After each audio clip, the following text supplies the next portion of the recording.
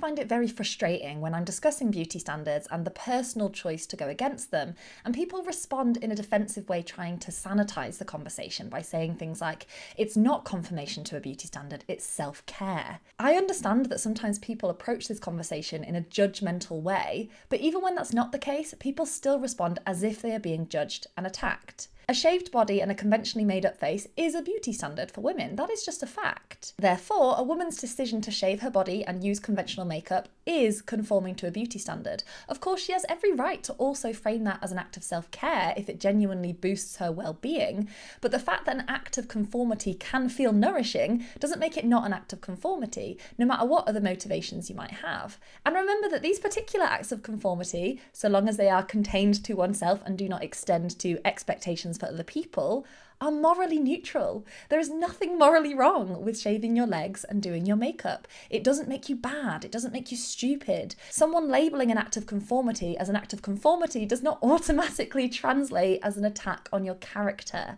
It is just naming conventional behaviour as conventional. Now, whilst it is true that our individual decision to do whatever we like with our body is morally neutral, we can't allow the conversation around beauty standards to be sabotaged by sanitising rhetoric which acts as if women are generally making those decisions from a neutral place.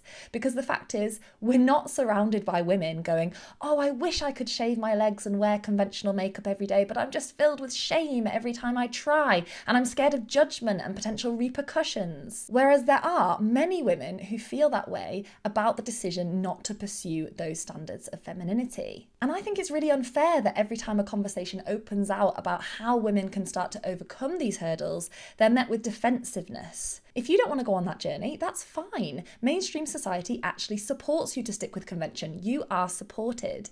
You cannot expect the same level of total validation from feminist spaces. I agree that it's wrong to be subject to judgment from those spaces on these particular decisions, but at the end of the day, feminism does not exist to make women feel validated in conforming to mainstream society's standards.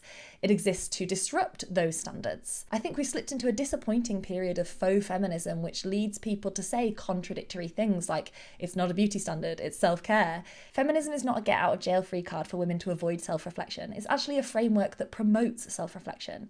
And if that feels uncomfortable, that doesn't automatically mean that you're being judged. It's just that self-reflection is an inherently uncomfortable process. We need to be able to sit with the discomfort of our own self-contradictions. You can do whatever you like with your body, but if some of the decisions that you make around your body don't quite align with your perception of yourself as a revolutionary, it's not feminism's job to help you feel better about that. That's a journey that you just have to take yourself on.